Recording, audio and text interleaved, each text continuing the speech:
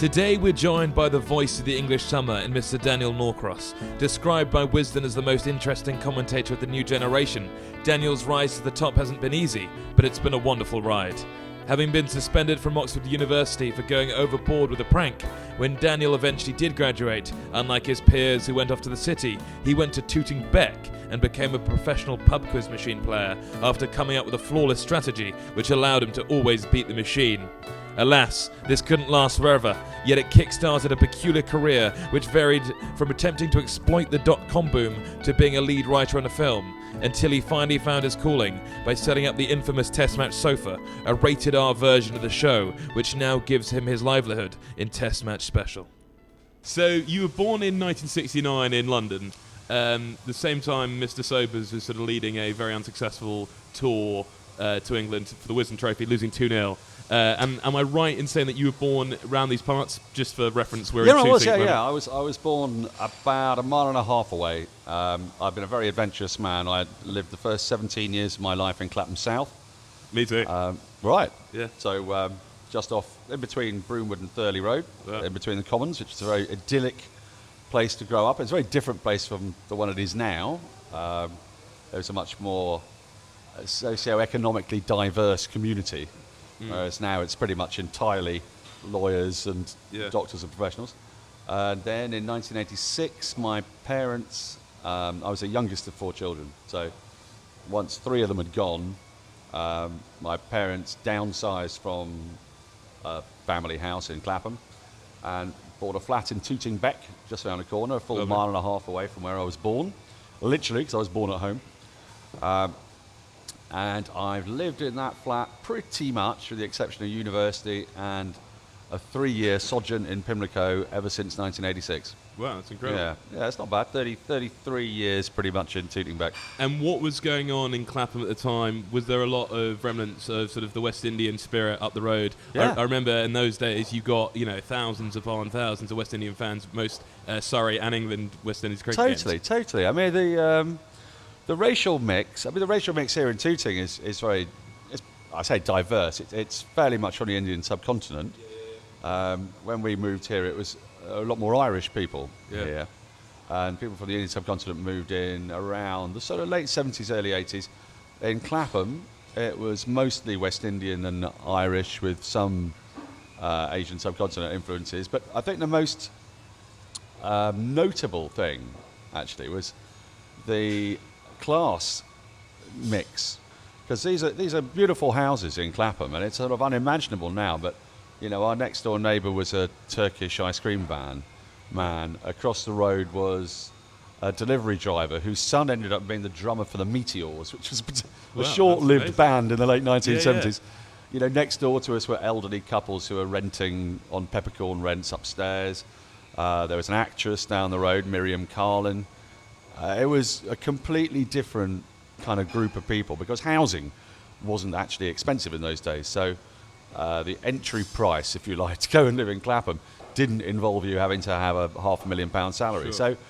So the sort of atmosphere was a lot more, it was a lot more equal, I think. People had access to things that they don't have now. From social mobility was that much more advanced, I guess, than it is now. Nowadays, you tend to find, areas are defined almost by the value of their properties, and it wasn't really the case then. There was a lot more rental properties, and I went to a local primary school, which is a Church of England school on the other side of Clapham Common, and developed my love of cricket really from a very early age, but not at all through school. I mean, people talk nowadays about, is cricket disappearing from consciousness and do kids engage with it?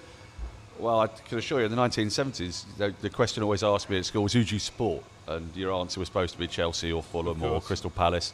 My answer was always Surrey. Yeah, brown cap. And, you get kick in the shins for it. So it was actually unpopular to be a cricket fan then? Oh, yeah. Really? Yeah, but why was that? Well, I don't know. I mean, it just... People still saw it as a boring sport. You didn't get taught it at school, not at primary school, certainly. You had to cajole teachers into give you a chance to play. They were happy for you to play rounders, but the idea of playing cricket was just horrendous. Even though there's a bloody huge common right there, perfect facility. I don't know. And actually, if you think about attendances, I used to go to test matches from the age of 7, so from 1976. It's a very famous summer, of course, in English cricket history, because the West Indies came over and Tony Greig ill-advisedly said, "We're going to make you grovel." And he most certainly didn't do that. No. And I went to the Oval Test match for a couple of days, and it was absolutely the most captivating thing. It was full, but the reason it was full was partly because the ground capacity was much smaller than it is today, probably about 15,000, I would guess. And all of one side of the ground were West Indians from Brixton, mostly Brixton, Peckham, Kennington, who lived nearby. And, that social demographic has changed quite a bit.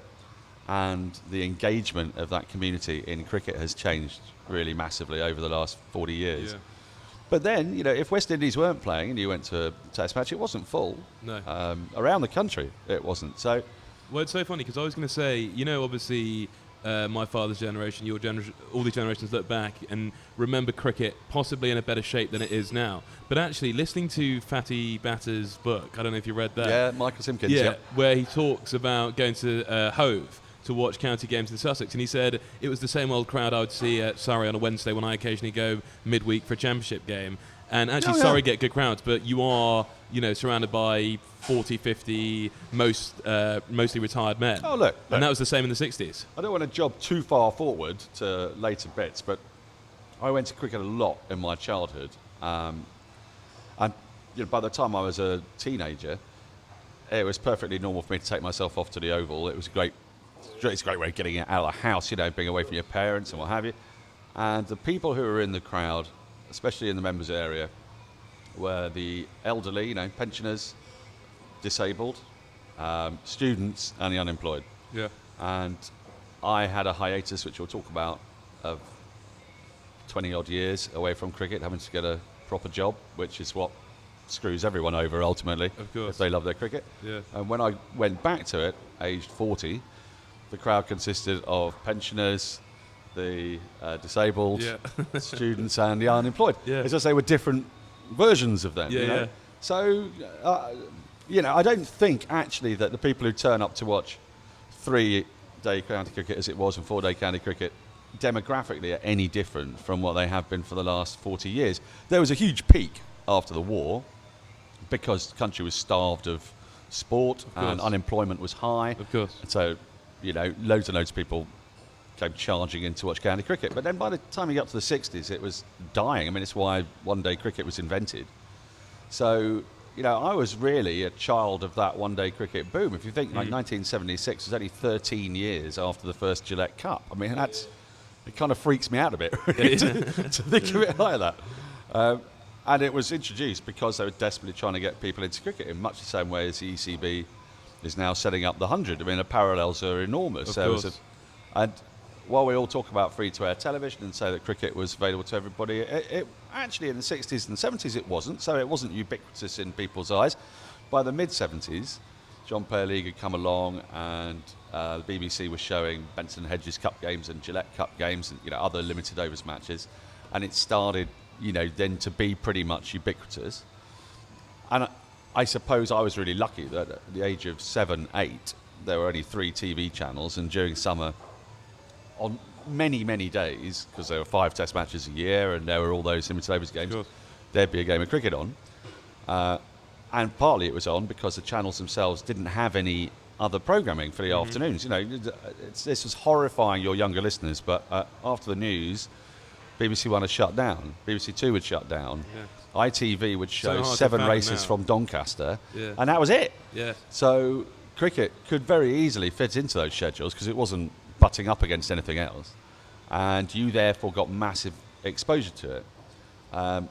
What is odd about it, I guess, I say odd, but it's very difficult to be honest about what works, what's the gateway drug that gets you, because I'm a complete test cricket fiend. Me too. And I was brought up with it. Yeah, same. But I don't know whether it was because I saw 40 over games that got me into test cricket. I don't think it was, because I was 7 when I was staring fixatedly at the West Indies. And those games were, for all the highlights you see of Michael Holding bowling fast and Viv Richards smashing it around, there were a lot of periods where nothing happened. Of course. Small bats, pushing the ball at the offside for a single, if you were lucky, John Edrich digging in. And it didn't seem to affect my enjoyment of the game and countless thousands of other people who got into cricket at that age. There was a school report of yours which read something along the lines of, you may never reach your full potential, but you'll be fantastic value at a cocktail party. You must have done quite well, because you did get into Oxford University. Yeah, I suppose, but I very cunningly chose Latin and Greek, which it was undoubtedly a difficult subject, but fewer people did it. Right. So I've always been quite good at working out the odds. I keep saying I'm the youngest. It's sort of important in my story because I had 2 older brothers and an older sister who are much older than me. And so we used to play games all the time. And when you are 10 years younger than your older brother, you are not expected to win. No, of course not. It becomes quite dispiriting if you lose the whole time. So by the age of 7 or 8, I'd worked out how to cheat at cards without them noticing. I'd worked out how to get good at games. I mean, the actual... It's not a sport, but bridge is the one thing that I'm actually genuinely very good at. And part of that was because I was playing against much older people at a younger age. So I was always fiercely competitive, but quite sly. And, as a captain on a cricket field, I didn't think that you won by necessarily just scoring more runs and taking more wickets. You stationed the smelliest man you had at short leg downwind from the batsman, I don't have the natural skills in almost any kind of hand-eye coordinated endeavour, but you have to find your ways to get to the top. I have a fierce determination to try to win. I don't believe in this taking part nonsense.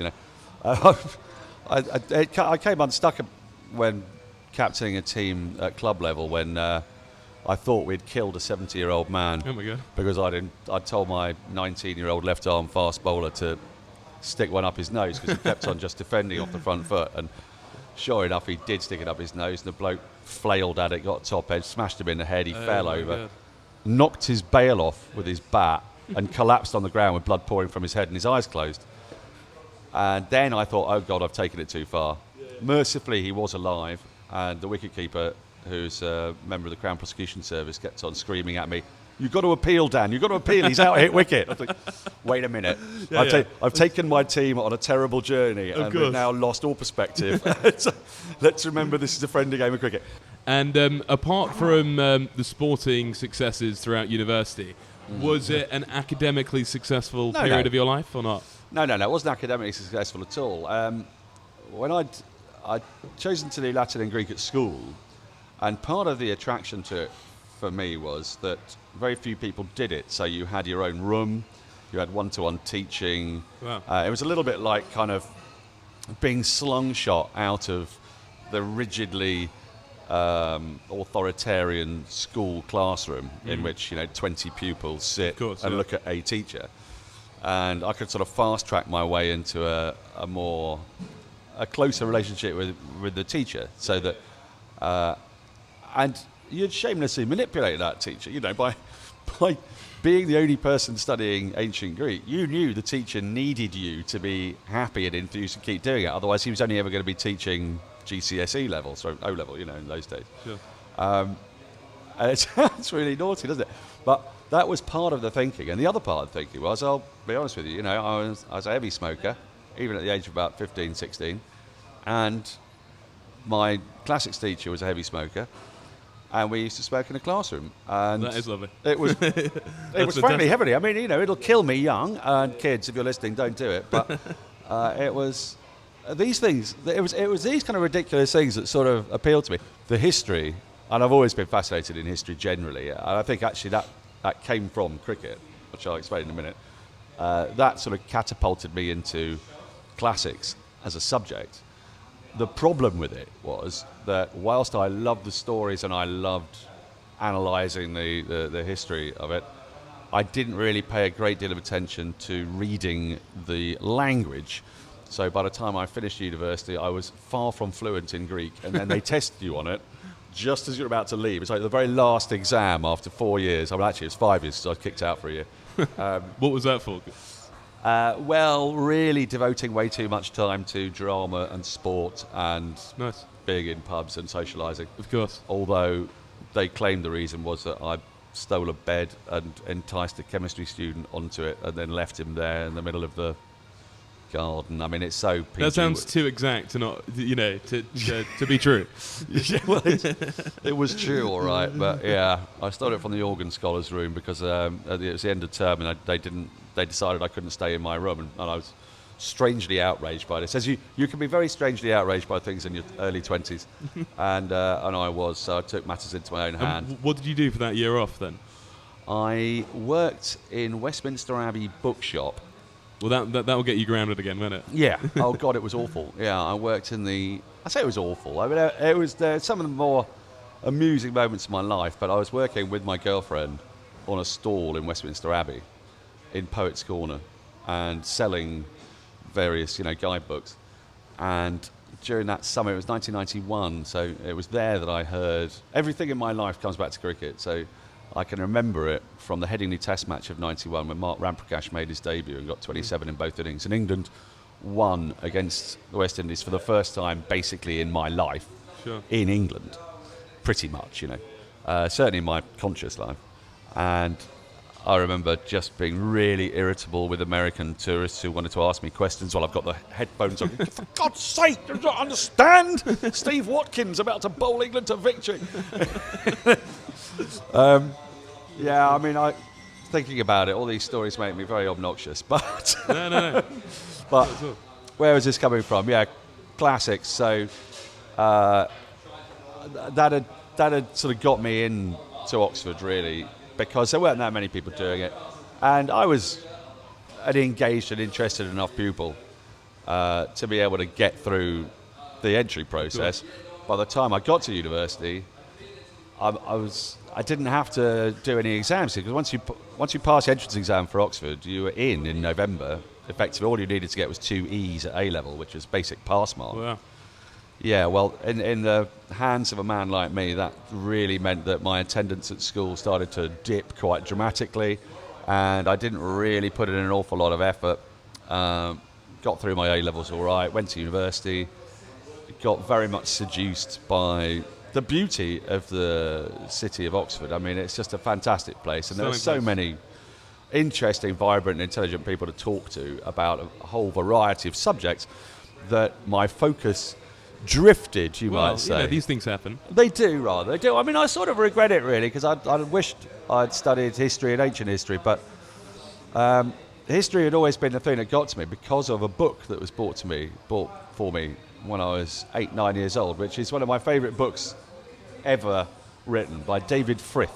Right. Which is a pictorial history of England-Australia Test matches, and it came out to commemorate the 100th anniversary in 1977 of the first Test match, and it was filled with photographs and cartoons and drawings, what have you, from 1877 all the way up to How what amazing. was in the present day. Yeah, and it had every Test match with a brief description of what happened, and the major scores. And I read that and read that and read that. I don't know how many times. It was just, my mother would stick Jane Austen books next to my bed and go, shh, don't need that. Yeah. Let's have a look at how Hornby and Barlow got on in 1882 against Spofford, That's amazing. It was just...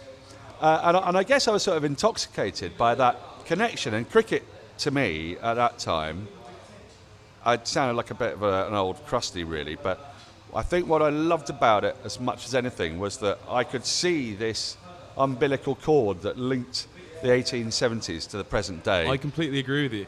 It's the romanticism that the world has completely changed 1,000 times over, and yet the one consistent thing over all that time is the romance and poetry which is alive in Test cricket. There's something just you can't even... I don't know. And I don't know why it affects us so greatly, but it does. Well, it really does, doesn't it? I mean, you look at the pictures of the crowds, you also see the sort of, in this book particularly, you could see the evolution of fashion and clothes, and how everybody had a moustache in the 1880s, and then everybody's got a beard in the 1970s, and nobody's got a moustache in the 1950s. Everyone's very clean cut, and I guess it was like it was like a fast track primer for social history through the medium of something that I'd caught the bug for. It was a really beautiful way, I think, of bringing me into or I guess it was a beautiful way of fueling my curiosity. Because cricket then became a way of examining and questioning all sorts of other things, the wars and wars before that and conflicts before that. And so that then took me all the way back to the ancients, whom I found utterly fascinating. And I thoroughly enjoyed reading about them until my final exam, when I had to read a piece of what they used to call unseen Greek, and you have to translate it. And it was quite deliberately the most boring thing you'll have ever seen. The idea being that you wouldn't have read it before. So this happened to be. I thought that it was about a party in which naked boys were dancing on tables and everyone was pontificating over the moral decency or otherwise of this extraordinary parade. And it turned out that it was actually about the movement of oils and myrrh between ancient Greek city-states. So I completely did not nail it. Just slightly wrong. Oh, ever so slightly, extremely and totally wrong.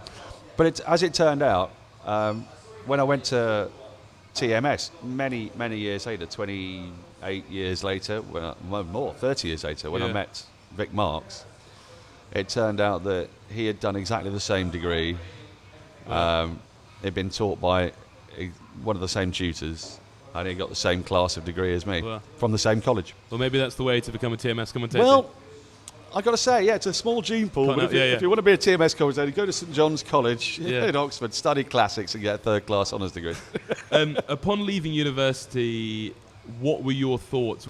I put off really growing up for a year and a half, and played quiz machines. And the way it happened is I would go to my local pub at university, the Lamb and Flag, and they had this machine called Skill Cache, which was fantastically easy. There were only about 2,500 questions in it, because in those days computing power was so small that the memory chips couldn't contain more than a few thousand questions. So given that, I was quite trivia obsessed, and I watched a lot of telly and listened to a bit of music and humour history, so I knew about half the answers. And then it was an ABC approach. So you've got a 1 in 3 chance of getting it right when you don't know it. And then if you get it wrong, you've then got a 1 in 2 chance the next time it comes up. As long as you can remember, then within about 3 or 4 months, at a cost of about 30 or 40 quid, you know every single answer to every single question. How amazing. At which point, my friend, it's like you've got a cash point machine which costs you nothing to take money out of. And to a student who had no money, Isn't that incredible? My parents were teachers, so I didn't get kind of handouts, given loads of money. They were perfectly generous and helpful, but it wasn't a expensive lifestyle. So, or at least it wasn't my lifestyle was expensive, but it wasn't sported. So, having worked this out with a friend, we looked on the side of one of the machines, and I can see it clear as daylight. It said Claremont Leisure, got a telephone number on it, and so we rang it up. A friend of mine who, I won't tell you his name, but he now works for the BBC. Right. In quite a senior capacity. Rang up and said, "Hello, we're from the ISIS magazine at Oxford University, and we've done a survey and discovered that your machine, Skill Cache, I think Strike It Lucky was another one with the same stable, have come second and third in our survey of favourite quiz machines. Note, not first. Right? And we'd love to go and interview some people about it, but we're staying at the moment in London." I gave my postcode. Said, "Can you give us maybe 10 or 15 pubs where this machine is, so that we could go and interview some users?" And this very helpful woman on the other end of the phone said, "Oh yeah, sure." Gave us 15 pubs in a 3-mile radius, and you think that on average there'd be like 20 quid in each machine. We were raking. So you were actually making in very good money? A couple hundred quid a week, yeah. Wow. And in those days that was, and it's all in cash. And if I'm brutally honest, I was theoretically still looking for work, so I was on the dole in those days. I probably had my best. So it was your own version of the Danny Boyle Who Wants to Be a Millionaire film, where you knew the answers to everything through, bloody-mindedness. great knowledge, and also the fact that you'd honed your skills as a young child competing with your brothers and sisters. That's right, yeah. Yeah, that was basically it. And it felt like, I mean, it's just crazy looking back on it now. I mean, because it feels very unambitious, doesn't it? But it was a kind of heaven to be a 22-year-old and then spend a year just popping in and out of pubs in the afternoon when your mates were going off on the tube every day to become, to work as on a fast-track civil service scheme in a Ministry of Fish. Yeah. And having to sit through mind-bogglingly tedious meetings. Sure. And I and my friend would go for 4 hours in the pubs within a 3-mile radius of Tooting, have lunch in one of them, pull out 80, 90 quid in coins, do that 5 days a week, Amazing. then hang out with your mates at the weekend. It's awful, really, and I would, and it shouldn't. Incredible. Nobody should do that, and they should want to do something more. But how did that come to an end? How did you then go, right, I've had well, enough the machines started to have a lot more questions in them. Right, okay. And then they started to change because it became a bit of a thing. I mean, when I was doing it at university, there was a guy who'd come second in Mastermind who used to clean up, and there were a couple of other people who did the same thing. We had a little calling card, so if you just take money out of a machine, you lit a cigarette, and you placed it filter side down vertically on the top of the machine, so that if one of us walked in, we could look and see that machine had just been taken. Don't waste your time, because you could see the ash. It made a little curl, and wow. you go, aha. So the manufacturers of the machines and the pub landlords started to say, well, what use is this machine for? We're not making any money out of it, because they're always empty by the time somebody comes to sort of deal with them. There's nothing in them. So I started working with the father of a good friend of mine from school, who had been the finance editor of the Daily Express, and he'd set up something that involved what was called EDI, electronic data interchange. So it's the first sort of time modems were used to send data to businesses. In this case, it was pricing data, because people had to get their data through unimaginable ways now. But then he'd set up this thing, and prices could come through to a business. They'd pay for this service, and they'd come through on kind of faxes, and it gave them a speedier head start over other people. And this was all happening around the time of the Big Bang as well in the city. And then the internet came along, and so opportunities in new media, which were really happening in sort of the early 94, 95, 96.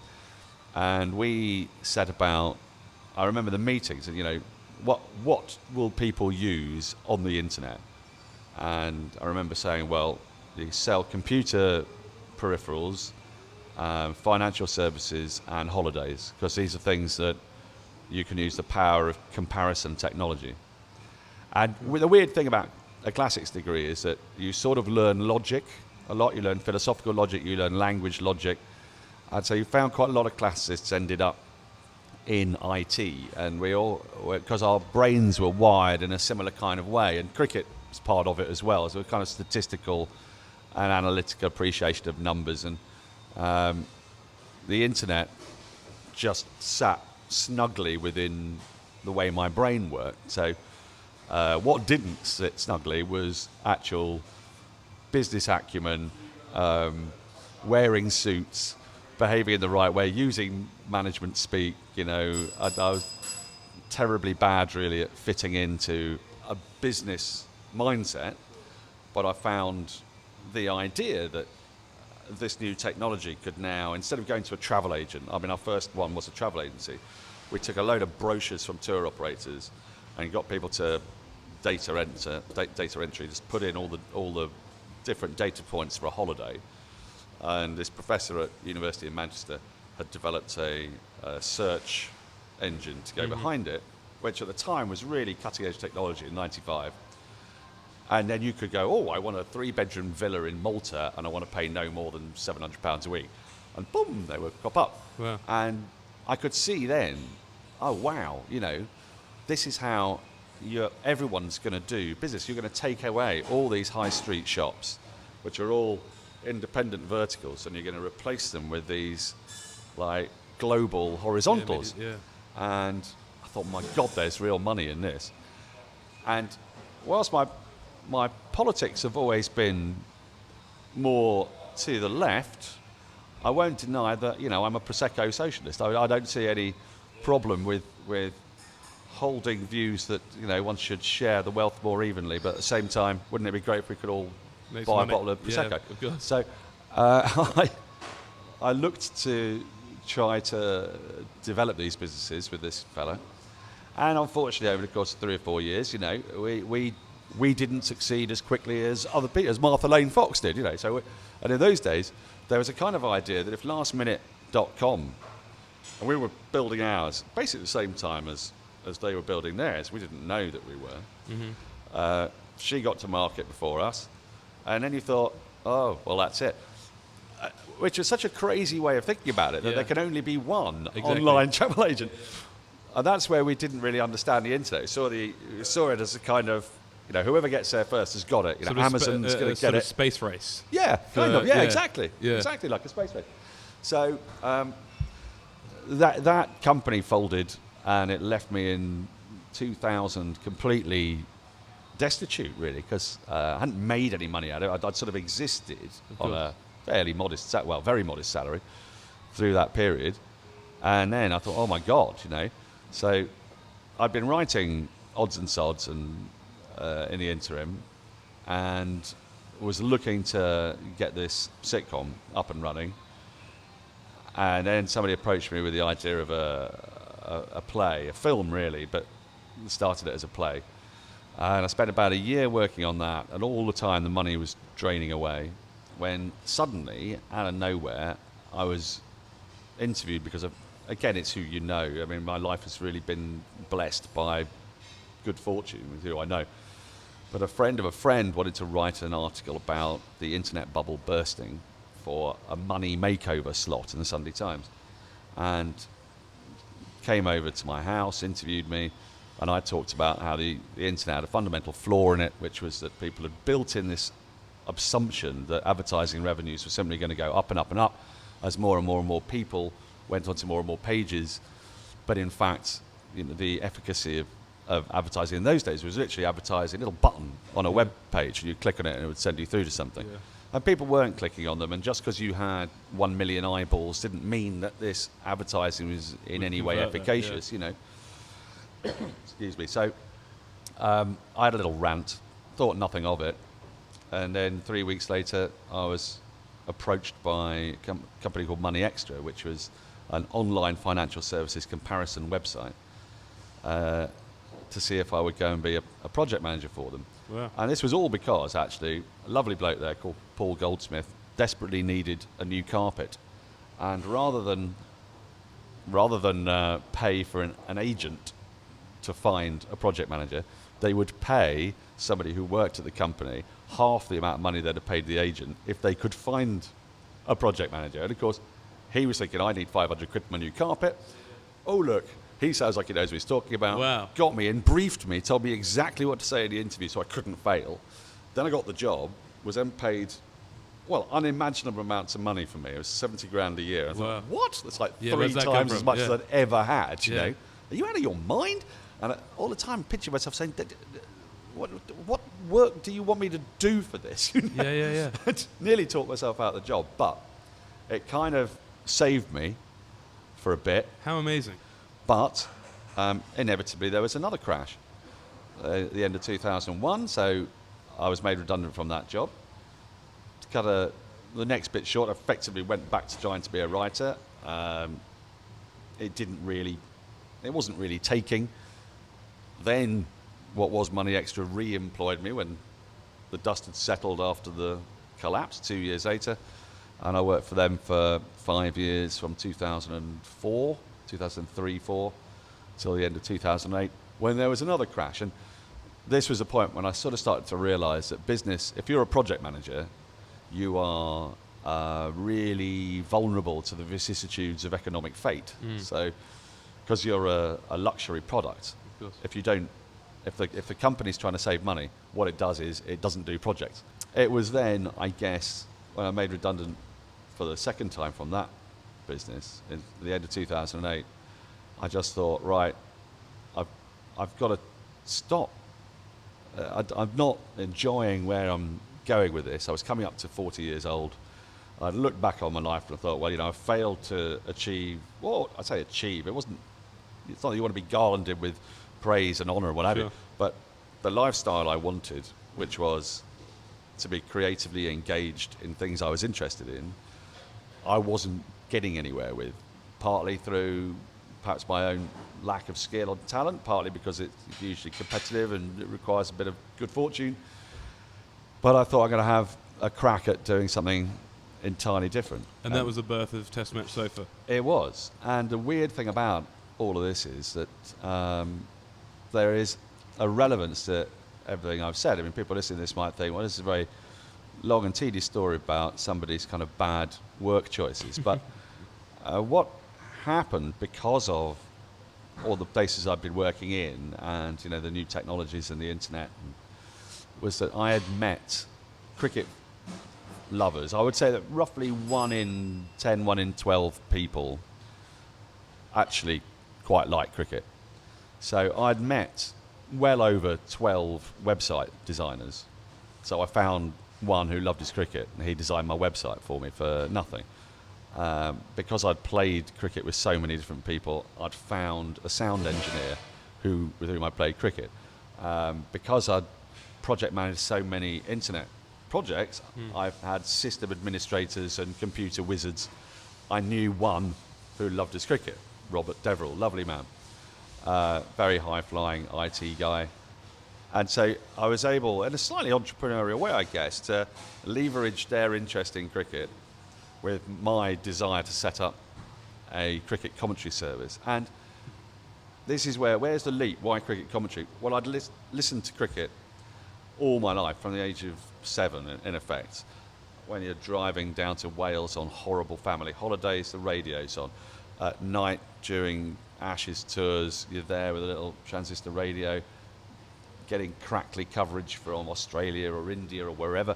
When I was at work, pretending to work with a Gantt chart or an Excel spreadsheet open, headphones are on, you're listening to the cricket.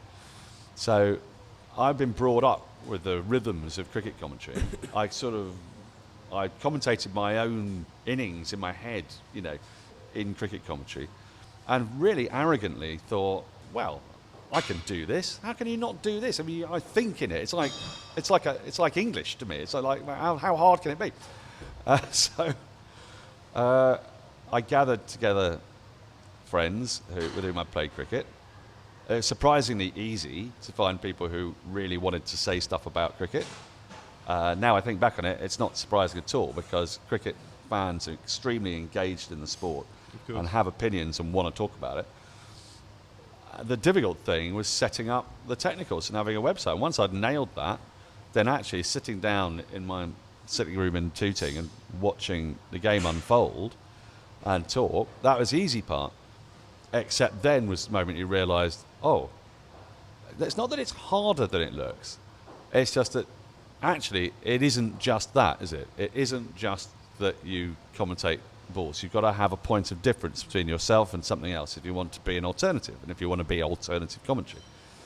So we were loose, we allowed swearing, we drank, we started to introduce jingles, we started to interact with our listenership, and Test Match Special had done that a bit during the Brian Johnson era, and you'd get letters in from people, but Twitter arrived 2009-10 just as we were starting, and this gave us a direct line to our listeners, and then they became part of the program.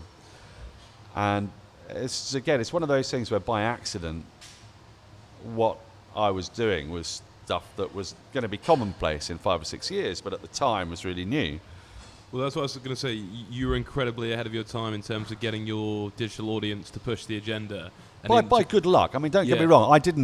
I'm not prescient. I didn't see it coming. Everything has just sort of happened by accident, really. Of course. But then it also gave you the feel to be able to grow your audience organically, but at a rapid rate, which led you to having up to 50,000 It did, yeah. I mean, there were a couple of drivers for that. One of them obviously was the interactive capacity with Facebook and with Twitter, emails and what have you.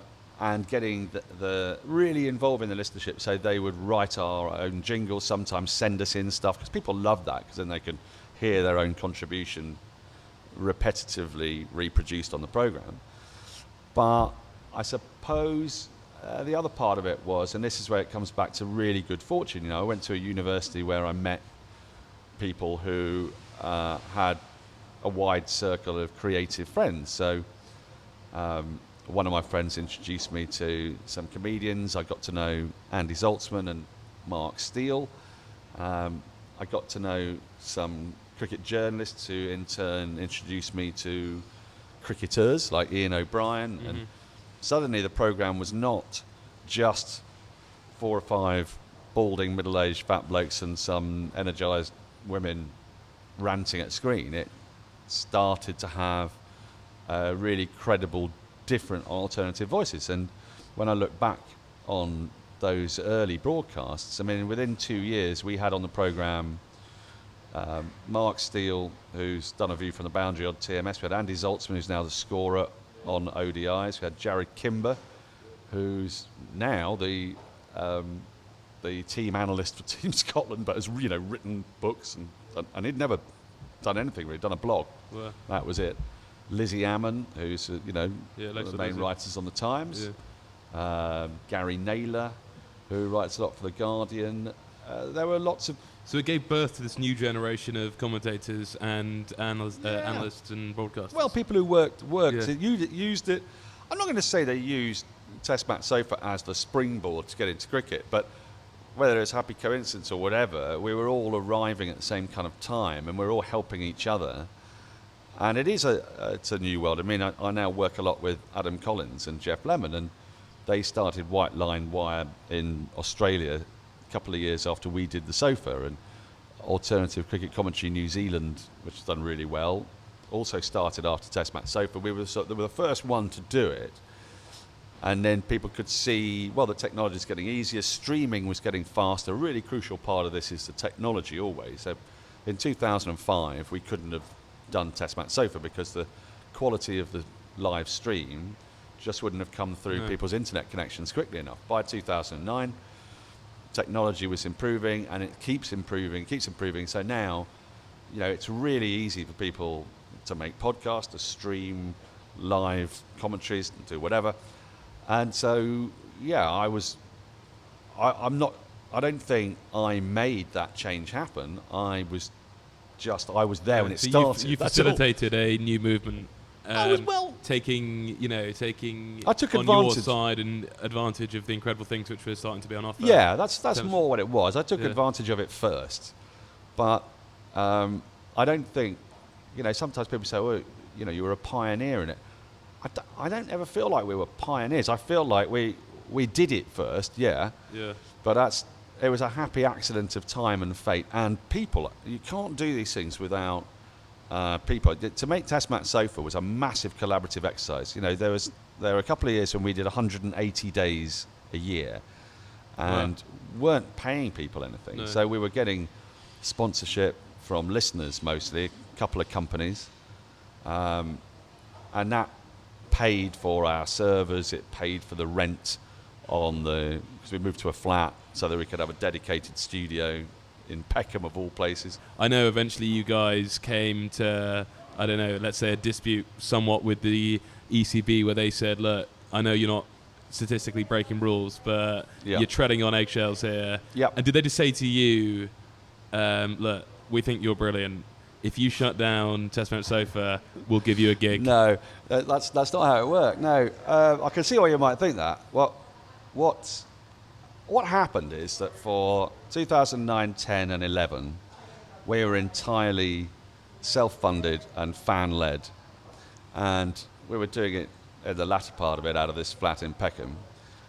And I don't think anybody really felt threatened by it. It was just a bit of fun. The cricket establishment very much ignored us. Where things got awkward was that, I'll be honest with you, we were running out of money, and both my parents had died one after the other in 2009, beginning of 2010. Yeah, it was both quite suddenly. But they'd left me a very modest inheritance, all of which was being used to maintain the sofa and my life, because I wasn't earning anything, you know. And I had a mortgage, and I had a wife who was earning but not enough. So by the end of 2011, the coffers were empty, and I had to find a way of funding Test Match Sofa, or it was going to have to stop. And in the end, I sold Test Match Sofa to the Cricketer magazine for, oddly enough, pretty much the amount of money that I put into it. Then you had to pay certain people off because I had shares in it, what have you. And now the Cricketer owned it, and they were going to pay me a modest salary to produce it and run it as it was, but professionalise it. And crucially, because the Cricketer was now involved, and the Cricketer is an establishment magazine, the authorities, ECB particularly, and to a degree the BBC, started to look at this. And Jonathan Agnew was on the board of the Cricketer, and I totally understand now, you know, why he felt this way. At the time, I was rather naive, but it suddenly felt like an establishment entity was now trying to threaten the BBC and broadcasting generally with what I mean, it's not a pirate radio station, because we didn't have the feed, we didn't have access to the players, we didn't have all the things that come with paying for rights, but we were an alternative radio broadcast, if you like, or at least audio broadcast.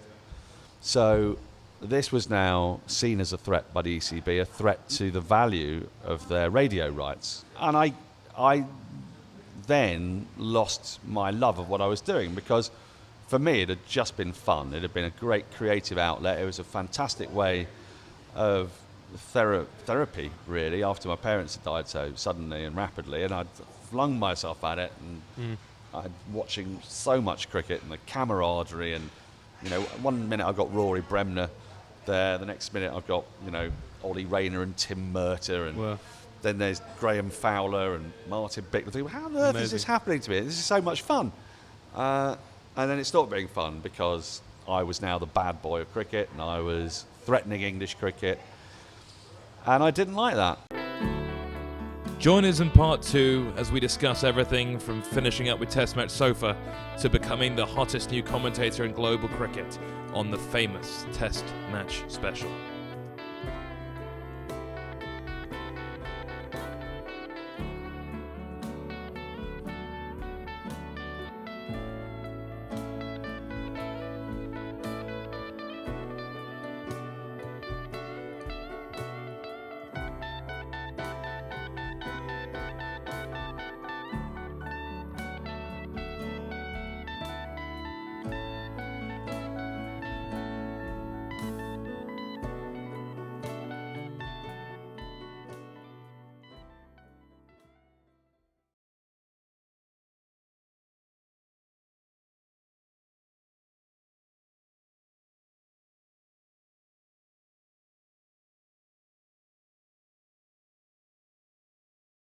Things came to a head at the end of 2013-14 when we failed to secure a sponsor for the Ashes series, even though I'd got the whole, you know, personnel lined up for through the night Ashes stuff. And so I performed it, did it, and then thought I can't go on with this. I'm exhausted. It's not working. People are unhappy. I'm unhappy. And so I resigned from Test Match Sofa, resigned from the Cricketer, and just sent a very speculative email to Adam Mountford, because I was expecting to have to go back and do a proper job, which I was dreading, but I thought, once again, I've got to do the responsible thing. And so I sent an email to Adam Mountford at the BBC and said, you know, this may sound ridiculous because we've been at loggerheads and it's all been a bit unpleasant, but is there any chance you'd consider giving me a go on some county commentary? Now, I want to preface this by saying that I'd been in touch with Jonathan Agnew for a bit the year before, and he'd been absolutely lovely and encouraging. And, you know, we started off with our disagreements, but I'd listened to where he was coming from. He'd listened to where I was coming from, which was, look, we're harmless, aren't we? We're just trying to have fun.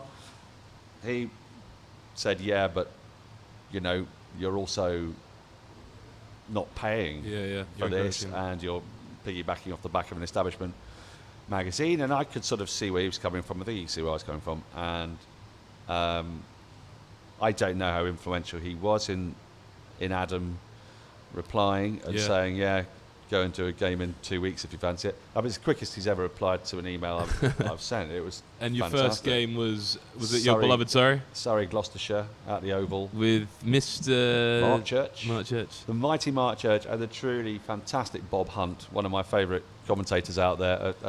An absolute a ball of hilarious creative energy, Bob Hunt. And Mark Church, the loveliest man in cricket. Good morning, Mr. Johnny Barron. Hello, Mr. Barron. Yes, welcome back to our Radio 1 listeners, BBC Radio 1. How do you do that? Yeah. That's quite good, isn't it? That's my Mark good. Church. And then... Well, you need him to get famous because you will have a tribute act. Yeah, I've got a bit of a call. I know, I need him to get TMS. And what was that first day like? Because obviously... Oh, terrifying, actually. You'd been used to having a bottle of Cab Sav in your hand and a cigarette to get you through a slightly more relaxed commentary stint. That's right. And then now you were on the BBC. Yeah, it was very... I tell you, the thing that was hardest was simply that I wasn't watching on the TV. I mean, there were some things that suddenly were easier. I could see where the ball went, because on TV you can't always. And there were some things that were harder, which was people were further away, so identification was trickier. And we didn't have a monitor, so it didn't have, so-and-so's got how many runs, so-and-so's got how many runs, and what's his bowling figure. So you're scrabbling around looking for things, and the sort of vastness of what you're commentating on after peering at a screen is really quite disorienting. But also there's the responsibility. I mean, my God, this is the BBC, and whilst I genuinely don't believe, Rick Marks wrote in his autobiography that he wrote some very nice things about me, but there was a line in there which was that about how he thought that secretly I'd always had the ambition to be picked up by a Test match special. And if I did have that ambition, it was not a conscious one. No. I genuinely thought that what I was doing with Test Match Sofa was just coming up with a totally different way of broadcasting. And I'd sort of imagined a rugby sofa, a football sofa, a cricket sofa, an Olympic sofa. Yeah. And this is what a branch of broadcasting could look like. So I really didn't have any expectation of being on the BBC. But when I was, the weight of responsibility just hit me immediately, because I thought, bloody hell, this is the national broadcaster. And I know it was only Surrey, Gloucestershire, but to me, as a cricket fan, that's huge, massive. Yeah. So I suppose, people say, did you find it difficult not to swear? Not at all. Because I'd listened. If anything, it's harder to make a product distinctively different with Test Match Sofa than it is to make the product that everybody's heard. Because I've listened to the product that everyone heard for years and years and years. So aping that is actually relatively easy. Making a programme like the Sofa and saying, listen to us because we're different, and then justifying that by actually being funny and having good content and having different stuff, that's way more pressurised, actually. But the pressure of now being on a programme that is owned by run by the BBC, as opposed to effectively run by me, where I could make whichever mistakes I wanted to before it was my programme. This was not the case. But the speed at which I started doing other things. I mean, I did a women's test match that very summer at Wormsley, and then I did my first ODIs against Australia the following summer. None of that could have happened if the county commentators hadn't been really helpful and accommodating, because they gave me the confidence. They talked me through what I needed to do. I mean, I think of Adrian Harms at Sussex, what a lovely man he was when I first went down there, just answering my questions and putting up with the fact that here was some Johnny-come-lately who'd come charging in. Yeah. Because once I was on the BBC, then I had only one goal in mind. That was Test Match Special. I mean, you change your goals and ambitions instantly the moment you are somewhere else, And did you feel the step up again for every time you went up a sort of notched level in terms of women's test, a men's ODI, then the Ashes eventually in 20... Yeah, well, it's because of the profile of it. I mean, the way you feel it is actually something to do with, women's tests being down here. And No, sorry. Here, it was just that was just naturally your progression in terms of... What it is actually it's the noise you get on social media. So, when I did my first men's ODI, suddenly I got lots of people, wishing me good luck on Facebook or wishing me good luck on Twitter. And then also, you're really open to people who don't like you. And they're perfectly entitled not to like you. So you get some quite unpleasant things said about you, sometimes out of jealousy because they want to be doing it, sometimes because my style totally doesn't chime with their expectations. And that's only to be expected.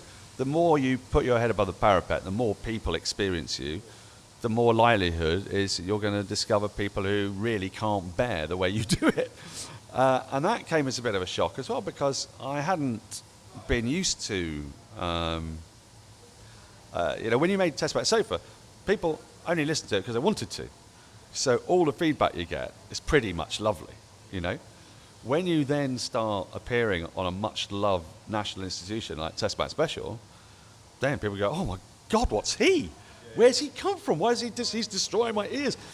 But the first game I did, the first ODI, I think, I read through these responses, and they were nearly all really nice. And I got to one, and they said, you are the worst thing to have appeared on Test Match Special in my entire life. Oh, my God. And I said, oh, God, when were you born? And he said, 1978. Oh, jeez. 40 years and whatever it was, best part of. And then you become very aware that you can't just laugh that off, because you are curating a program that everybody loves. So you have a responsibility to those listeners. And whilst you can't please everybody, but you've got to stay true to yourself. You do have to stay true. You can't start sort of manipulating or trying to become a different person to try and... Oh, no. No, but what you might do is you might, on Test Match Sofa, I was an exaggerated version of myself. Right. And to a degree, sometimes that exaggerated person can come out on Test Match Special, and sometimes it's right. It's about finding the right moment. The judgment in cricket commentary is always: is this a moment to be focusing solely on the cricket, a bit on the cricket, or really you can get away with not being on the cricket at all? And to work that out, you have to have a judge. You have to know cricket, and you have to have a judgment of cricket. But you also got to be careful of self-indulgence. And every broadcaster, to a greater or lesser degree, is an egomaniac and is self-indulgent. I mean, Ali Mitchell, to virtually no degree, me to quite a high degree. So it's that kind of balancing act in your head, trying to remember that there are listeners out there who, need to know what's going on and make sure that you are doing. But sometimes, like I say, be unabashed. If Hashim Amla's in the middle of scoring 311, a wicket's not falling. No. South Africa are on their way to 627 for 2. Then at 485 for 2, you are perfectly entitled to have a quirky conversation about something a little bit on the margins. That was a bad day. Yeah, because a very hot day as well. It was the hottest day of 2012. Yeah. I commentated that from a windowless room at Westminster University for Test Match Sofa, and it was exasperating in the extreme. Yeah, I was at the ground. It was awful. Well, at least you're outdoors. Yeah, true. Very hot in the OCS Saturday though. And when you made your Test Match debut, and I like to call it a Test Match debut, even though you weren't batting out in the middle, it was your Test Match debut. Yeah. Who were you Who did you sort of open up your commentary innings with? Can you remember? See, that's weird. I can remember who I was on with first on my first ODI, because actually that's what felt like. That felt like your final big step. Yeah. And I'll tell you, the reason is actually it's all the gubbins that's around you. You have when you do most normal games, you've got like a QB, which is a little box, plug some things in, and you are in charge. If you do a county game. When you do an international men's game, there are engineers next door. The equipment's different, and the crowd is full, and the noise is incredible. And suddenly, you're right next to those people. So my first TMS Men's International, I sat down next to Ebony Rainford Brent. Right. And my very first line, I remember, because a wicket had just fallen, and Alison Mitchell handed over to me. So next up, for the first time on Test Match Special, it's going to be Daniel Norcross. And my world went into a tiny point, just a tiny little black dot, and I was absolutely panic-stricken because I thought, my God, this is actually what I've always wanted to do since I was 7 years old, but I don't know how I've got here. I don't know I couldn't make sense of all the steps that had got me there, and here I was doing it. I thought, geez, you can't do this. This isn't you. You shouldn't be allowed. And I wanted to jump out the window and just finish it all now. Stop it. And then I looked, and there was Ebony, whom I'd worked with quite a bit on women's cricket. And I sort of calmed down a bit. And Morgan was walking out to the crease, and on Test match sofa, we used to call him Notorious Irish Foul Thief, EOI Morgan. And so I just thought, go with who you are, go with what you know. And I said, walking out to the crease is a notorious Irish foul thief, EOI Morgan. Which, looking back at it now, was quite a bold move, really. Yeah. But it was born out of a need to ground myself in what I knew and how I got there. I got there because I'd done Test match sofa all those years, and that's what had given me the impetus to get to where I was. So be true to it. And Ebony utterly calmed me down.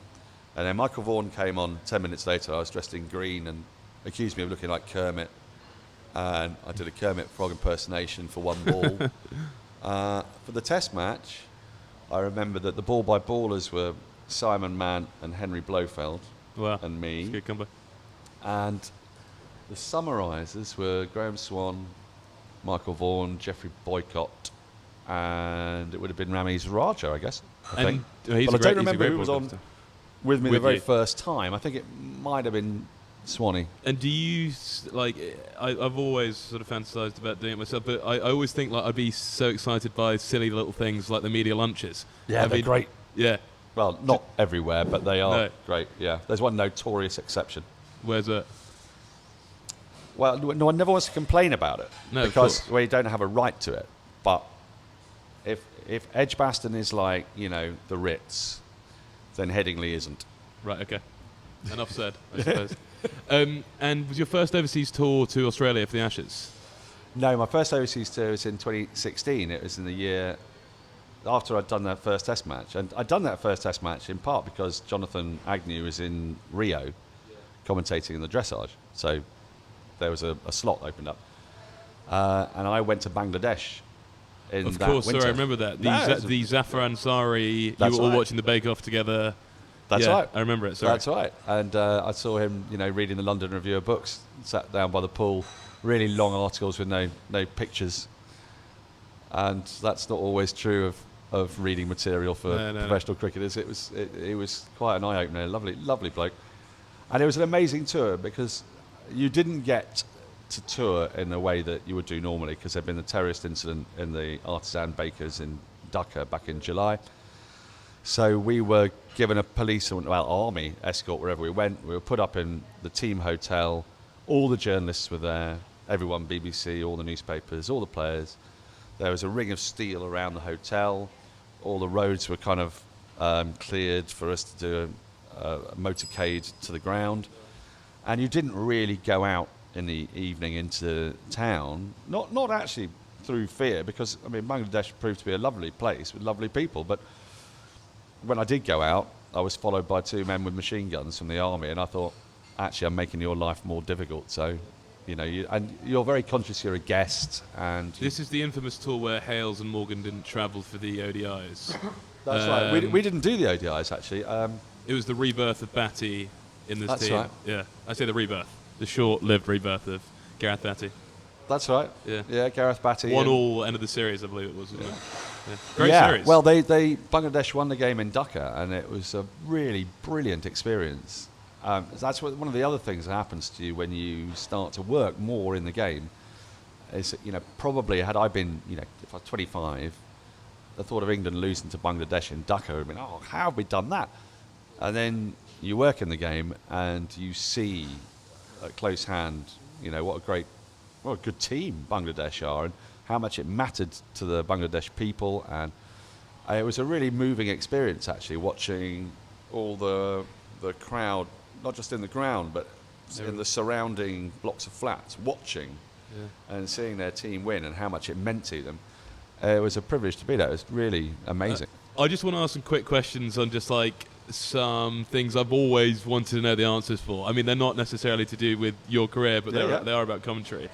So every morning when you get into the commentary box, wherever you are, Edgbaston, Chittagong, wherever you are, is there somebody who's like a researcher who gives you a briefing on the day? No. No. Okay. So you guys are down to your own devices in terms of being up to speed with the game, the stats, all the okay. We have of course a scorer for games. So Andrew Sampson, amazing guy, usually, yeah. truly. I mean, he's a wizard. He's incredible. But it's up to you to go and seek him out and ask him questions. He won't hand out a sheet as such. Andy Zaltzman produced the most incredible sheet for all World Cup games. I mean, it was a work of art. I'd known I would have brought it to you, which was an ongoing update on the entire tournament, printed on both sides of one sheet of paper. But what it was simply the stats, the data of what had happened. But no, effectively, if you have questions you have to ask yourself, I would often ask the producer, has anything come up in interviews from yesterday? Is there any news overnight that I need to know about? But no, it's entirely up to you to do that. Well, I remember for the Sri Lanka series, just before I flew out there, I think it was for the ODIs, you and Zoltzman were doing a daily podcast after ODIs, quite stat-based. I seem to remember. They're very good. So when you're travelling abroad, I remember last time I ran into you in the gin bar over the road from here in Tooting. You told me that you were just it was New Year, was it? I think you were just about to head to Australia. I believe for a couple of the Ashes tests, or had you already been out there? I went Maybe it was pre-New Year. Oh no, it was when I met you here for the Grey Cricketer. You were doing a podcast for the Grey Cricketer. Oh yeah. And you were about to fly out to Australia, I believe. And that's right. You said that Valium had saved your life. So when you went to Bangladesh, was that not freely available? Oh no, I have a wonderful doctor who. Okay. I thought Australia was your first kind of crowning moment. You struggled for years with this. Yeah, I absolutely hate flying, and I went to see the doctor and told him this, and as luck would have it, he's a cricket fan who listens to TMS. Amazing. And so he sort of instantly got what I meant, and Australia was really important for me because we had so many flights. I commentated 4 of the 5 test matches, went to all 5. Did all the 5 one-day internationals. So I had to fly into Brisbane and then go around the country once and then go around the country a second time. So in total, I think I did like 14 takeoffs and landings, or 15, well, probably more. Yeah. And is it every flight or just the long haul ones? Every flight. Every okay. flight. Because it's the fear. The fear is all the takeoff, really. Right. I mean, landing's not much fun, but takeoff and then. So once you're in the air, you're not so bad. No, not so bad because you just you have to get never used to know. it. But I mean, what I found with Valium is that I had exactly the same thoughts as I had without it, which is, oh my God, we could blow up at any minute. Anything like, oh my, we could just die. And this made me think, and so right, okay. what? Yeah. So I mean, look, it's not something that you should take without not getting at all. serious Without seeking advice medical professional help. Yeah. And I'm very lucky in that, I say lucky because I've used it only for flying. It's never leaked into any other part of my life. But I just found it quite funny that, well, not funny but funny in the sense that, a commentator's life in cricket where you have to go to all 4 corners of the world, if you did have a fear of flying and no access to something to stop that, you'd be absolutely fucked. I mean, Well, it's spooky. I mean, you do it anyway because if you're a cricket commentator, you won't fly. Yeah. You're in trouble. But you'll just utterly hate it. And when you're working for the BBC overseas, obviously you guys will get put up in hotels. I mean, these are kind of ridiculous questions, but things I've always been fascinated by. And are you given, like, I was in the Lord's Museum the other day and I saw the daily expenses which were given to the Indian cricket team when Tendulkar was captain when they went to Australia. It was fascinating. They got given 50 AUD a day to spend as they would. Ooh. But do you guys get given, like, an expenses thing for the day? Or yeah, the basic rule of thumb for the BBC, and it's not changed since I've worked for them since 2014, and I don't know how long it's been the case, but you get the princely sum of £16 evening meal allowance. There's a 16, 1 6. There's a £6 breakfast allowance and a £6 lunch allowance. When you're at test matches, of course, you get those. You get breakfast and lunch given to you. So in the evening, you have £16. Can you not put the 2 6s onto the 16? Right. Okay. No. You've got to provide receipts for all these things, and quite right too, because it's public money. Of course.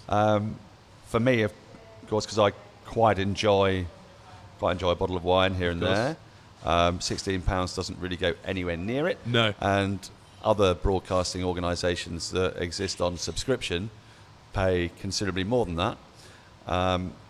But I mean, maybe in part that's why, it costs a lot more to get a subscription service than it does for 1 year BBC, of the BBC. I mean, to give you an idea of cost, the BBC licence fee is what, about 150 quid, 160 quid? It's 150 quid. Yeah. If you bought a copy of the Daily Mail every day for a year, that'll cost you, what, well over 300 quid. You'll get a newspaper for that and a website. And the BBC provides you. I mean, I'm messianic about the BBC. I think it's the most extraordinary organisation there is. But frequently, one of the, I say downsides, quite understandably, you're held to account by listeners and users. Of course. Who say, why am I wasting my licence fee on you? And I calculated the other day that in 5 years' time, each licence fee payer, I think, would have paid me 1 pence. Wow. So when people get really annoyed with how much I cost them, flick them a penny. I always, I say, look, DM me, send me your address, and I'll pay you back what I owe you. That's hilarious. And obviously, you're away from your families for a long time, from your wife. Yep. And I have often struggled to. My dad is a avid cricket fan, and that's why I caught the bug. So is my mum, and even though she didn't grow up with it, she became one through osmosis. And I was wondering, is it possible for an obsessive to not be with at least someone who is happy to facilitate an obsession? That's a really good question. Yes, I think it is, because some of my colleagues, without naming names, have wives who are supportive but certainly not particularly interested in cricket. But for you, my wife, does your wife like it or not? Yeah. I mean, she likes sport. She played a lot of sport. She played a lot of netball. She danced a lot. She watched West Ham United for her sins for years and years and years. Yeah. She liked cricket. She used to get autographs when she was a kid. Essex was her team. Graham Gooch was her hero. Like a lot of people, she's grown out of her childish obsessions, and she more than tolerates it. She got completely into it. Did she come to some of the games, or not? No, not really. I suppose it's hard because you guys can't be together because you're working. Yeah, exactly. Yeah. She's no. What am I talking about? She's come down to Hove to watch the women's games a couple of times. But I might be in Leeds or Manchester or something, so she doesn't really. And is it tough being away for months on end? I said months on end, a couple of months. Well, I'd be. This sounds really disloyal, but it isn't really. I mean, this summer it started to get tough because I did 91 days of cricket in 5.5, 6 months, and just the being away and the packing, coming back and not barely seeing each other, but half the time I wasn't here was tricky. And I think it's tricky for her way more than it is for me, if I'm honest, because very selfishly I adore what I do. I mean, I absolutely. Yeah. Well, it's what's so brilliant about doing this job is that if you get an email or a phone call saying, "Can you work on such and such a day?" you go, "God, yes." Whereas every other job I've had beforehand was, "Oh no, another day of work. When am I going to get a day off?" So, from a personal point of view, I'm surrounded by people who love the game. They've got massive enthusiasm for it. I've got the best seat in the house. I could be talking to Geoffrey Boycott or Graham Swan or Michael Vaughan or Phil Tufton or Ebony or Isha or Andrew Sampson or Ali Mitchell, anybody, Simon Mann, Jonathan Agnew, about this game that I absolutely adore, and I never tire of doing it. So I never tire of it. But when I went to Australia, it was a bit tough because I was gone for 11 weeks, and Catherine came out to Australia for the sort of middle 4 weeks. Right. But 3.5 weeks either side, you miss being around your soulmate, don't you?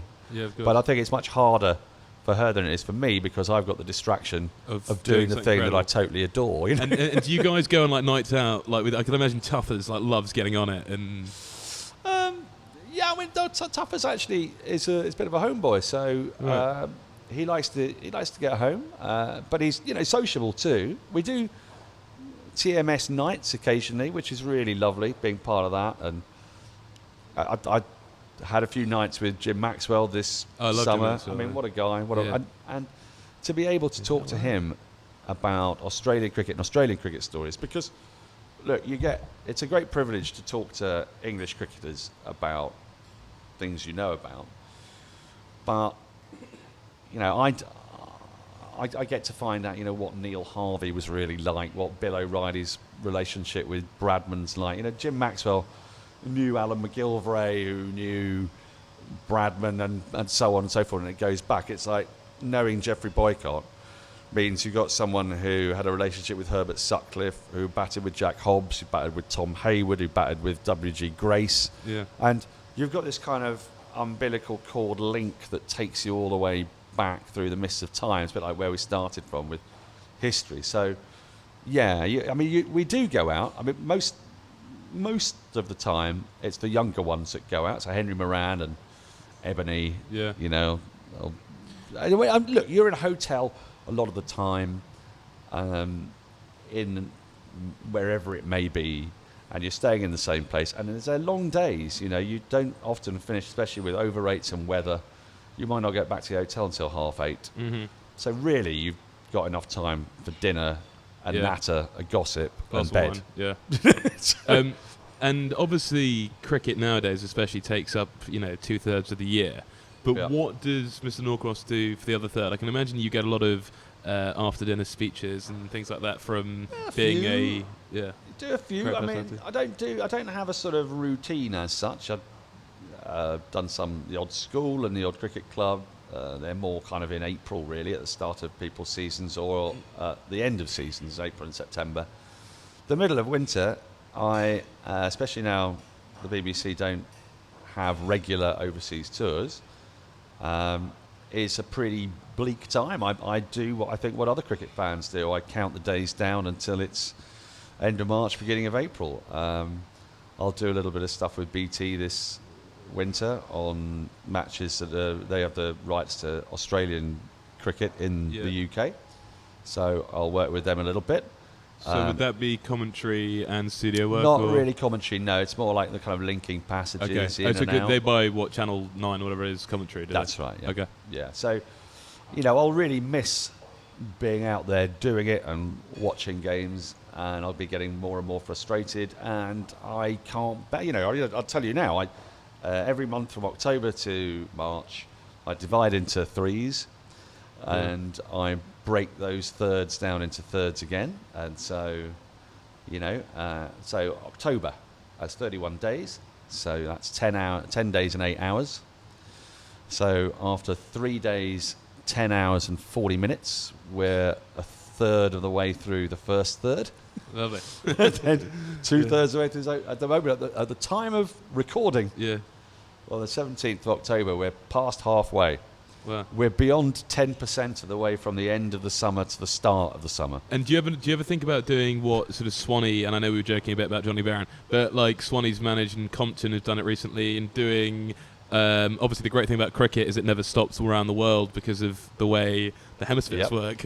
But do you ever think about going to the West Indies or India or South Africa and doing a Mark Nicholas and sort of working the whole year round? I think about it all the time, but I'll be honest with you. I mean, TV is not really a place that TV doesn't really want someone like me, and I totally get it. TV has all the time, really, ever since I was a kid, been mostly populated by ex-players because they don't need the type of broadcaster that I am. I mean, the ball-by-ball commentator is about really being a verbal camera. Sure. You're describing scenes and trying to be as rich as possible, as well as having a knowledge of the game, of course. Whereas a camera does all that for you on TV. So what TV really tends to want is ex-players that can analyse what it is that the watcher can see. I would love to work all year round. I would love to do some TV and do things like T20, for example, which is a bit more knockabout, which would suit my style a bit more. But also, I'd love to do more. I'd love to do radio around the world because it's a medium I really, really like. More people listen to cricket than watch it in this country, way more, partly because of the way cricket works. So your audience is bigger, the demands are greater, and they're a bit richer as well. You've got the opportunity for a bit more variety in what you do, and I just adore it. I mean, I'd like to branch out into doing other types of broadcasting. I'm exploring some podcasting, not of this sort.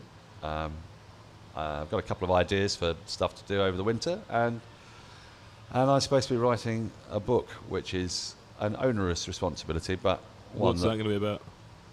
Well, you will see. It's sort of slightly autobiographical, and it's really a book about obsession. Well, it's kind of about how cricket takes you from the 7-year-old boy sat getting sunburnt watching Viv Richards to a 50-year-old man larking about at Lord's watching the World Cup final, and how you kind of get from one place to the other, and how mostly, I think it's true of actually pretty much all professions, that success in a profession is, especially a creative one, is born out of real, I want to call it obsession, I think, devotion. People often say, and it's a phrase I hate most of all, I've worked really hard for this, I deserve it. To me, it's not a matter of how hard you work, it's how much you want to do it. It shouldn't be hard work. No. It doesn't feel like hard work, working, being around through the night, commentating on cricket. To me, that's because I would rather be doing that than doing anything else. So it's not hard, it's fun, and if you enjoy something and you are completely steeped in it, then you'll probably end up being quite good at it. Just as you were saying then about how you've gone from a 7-year-old boy obsessed with cricket to now working as a lead commentator on TMS, I was thinking, do you ever lie in bed now and think to yourself, of course, like, I am now a TMS commentator, and that was always the way things were going to be. Which obviously now going back even 5 years or 6 years, it was impossible for you to think that this would happen. But like destiny, you mean? Exactly. Do you ever feel that there was a natural... now you can look back and you've actually achieved the dream, that even though you took a weird road and actually you carved your own apprenticeship, you didn't even serve one, you created a company to be able to do the greatest apprenticeship. Yeah. Do you just feel that now looking back, well, of course, like, this is just the way my life has led me to ultimately doing what I was destined to do? Or do you just think it's a crazy chance of, I don't know? No, I sort of feel like a mixture of the two, really, which is, how does that work? How can you have a mixture of destiny and pure chance? I think what I mean by that is that I was obviously more cut out to be a Test match special commentator than most people are, because I'd spent my entire life thinking about cricket, watching cricket, listening to cricket, hearing it. So it's not a surprise that my urges sent me down this path. Sure. But it's total good fortune and the support of people that have made it possible. It's the support of the people at Test Match Sofa, it's the support of people at BBC, it's the support of my wife. It's actually the tragedy of my parents' death allowed me to keep going when I wouldn't have done otherwise. I wouldn't have been able to keep going for a couple of years to make Test Match Sofa be what it was. I'd have had to get another job, and that would have brought an end to it completely. So good fortune comes into it. But what I would say is a really spooky, weird thing happened to me. I did a life coaching course, partly as a favour to a friend who needed to have 12 case studies in order to be accredited. And I was quite sceptical about life coaching. Thought it was a bit daft, really. And I went through the whole course, and at the end of it, some good things have come out of it. It's quite strange. A lot of it's really about ordering your life and pursuing what you want to do, but by removing barriers and saying, well, you can do these things, and all you need is for help to do this and the other. And at the time, I was still working in the city in financial services. Anyway, I saw this guy a couple of years back, and he said, he asked me how I was. I said, I can't believe it. I just can't believe what's going on. I'm on TMS. I'm just, it's really spooky. I pinch myself every day. And he said, I'm not surprised at all. He said, what do you mean? Well, when you wrote your letter to yourself from the future. I said, what are you talking about? And I had no recollection of this, but he showed it to me. It's in my handwriting, written in 2007. And you're asked to write a letter to yourself from 10 years into the future, and you have no barriers on what you're going to be doing. And he says, just put down your perfect world. And I had written, I'm at Lord's in the commentary box commentating Australia versus England for Test match special. Yeah. Now, of course, in those days, 10 years would have worked, but there wasn't an Ashes series in 2017 because they shifted it, didn't they? They 2013, 15, and then 19. But so in my brain, I'd obviously gone, 10 years, an Ashes series. Oh, well, if I could put anything, literally anything, I'll put that in. I mean, it took 2 more years for that to happen, commentating from Lord's against Australia, and I don't remember writing it. So obviously I wanted in my conscious as well as my subconscious, but I weirdly wasn't conscious of it. And finally, if you had to have one regret, now this doesn't have to be a regret which you sort of are angry about, but it could be someone not being able to hear your work or something like that. What would be your biggest regret throughout your career, not just in cricket, or I say your career, throughout your life, if you had to pick one?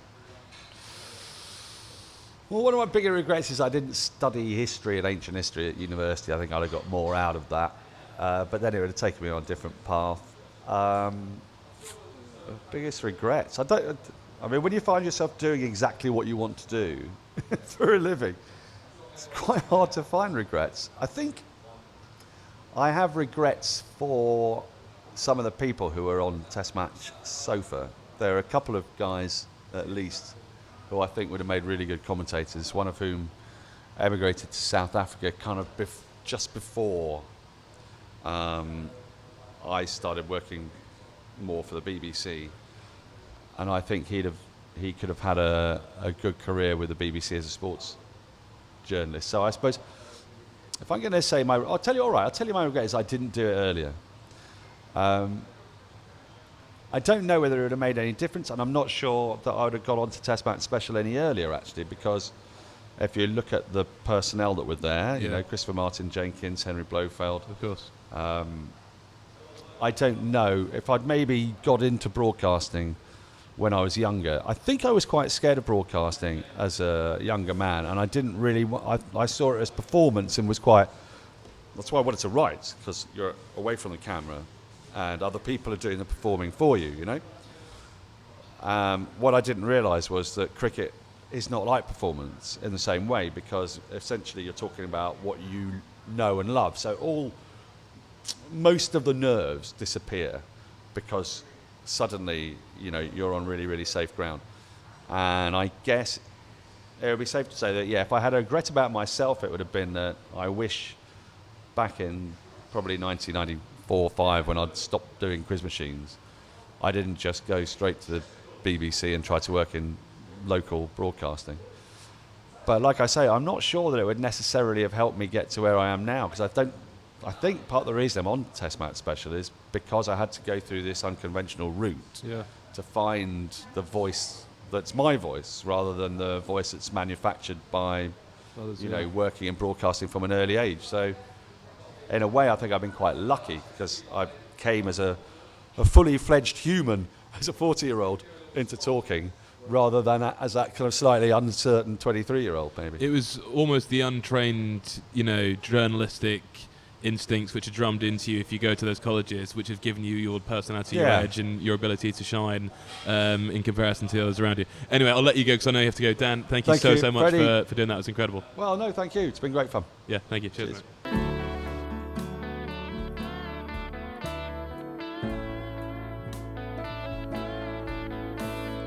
Ladies and gentlemen, thank you so much for listening to another episode of the Home and Hose podcast. If you've enjoyed this episode, please feel free to share it amongst friends, families, loved ones, colleagues, and even enemies. And please rate us and comment below. Until next time, thanks for listening, and see you then.